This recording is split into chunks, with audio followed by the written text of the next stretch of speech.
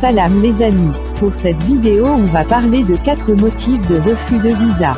Il arrive de fois vous avez été sélectionné sur Campus France mais l'obtention de visa pose problème.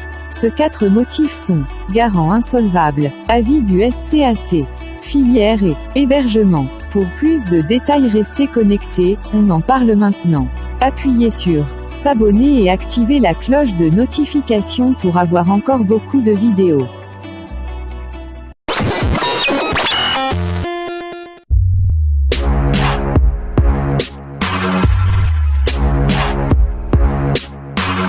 Merci Didier le guide pour m'avoir accordé la parole.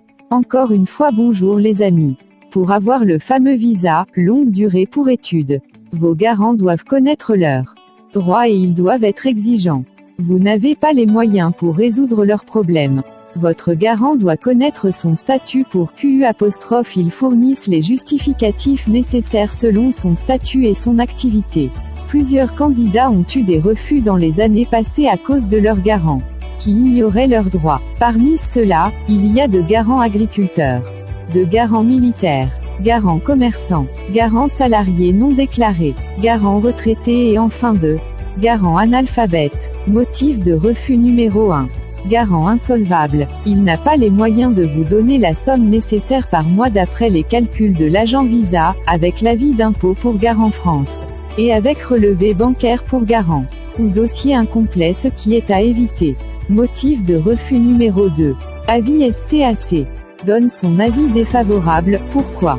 Parce que le SCAC est un service de l'ambassade, au même titre que le consulat, qui est chargé de donner un avis sur vos chances de réussite dans vos études en France, et d'évaluer la cohérence de votre projet. En gros, l'entretien s'est mal passé ou le projet n'est pas cohérent pour eux. Motif de refus numéro 3.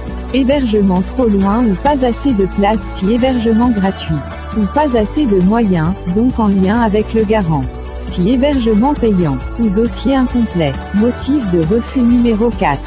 Ça arrive en général si vous postulez à plusieurs filières qui n'ont rien à voir. Ils considèrent que vous ne venez pas en France pour étudier mais pour autre chose.